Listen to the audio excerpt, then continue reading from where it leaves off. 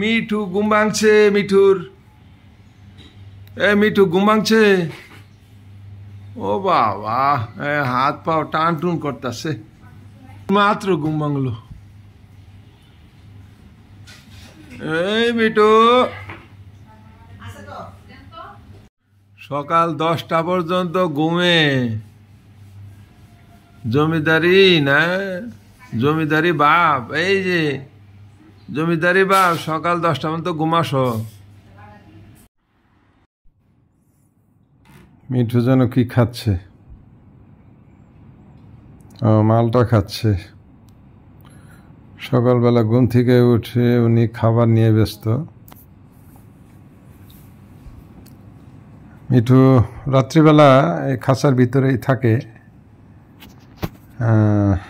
দিনের বেলা খোলা থাকে, রাত্রিবেলা সবাই ঘুমে থাকে, এই জন্য খাঁচাটার ভিতরে রাখা হয়। আর মিঠুর খাঁচা ডুপ্লেক্স বাসার মতো। এই যে মিঠুর প্রাইভেট কার,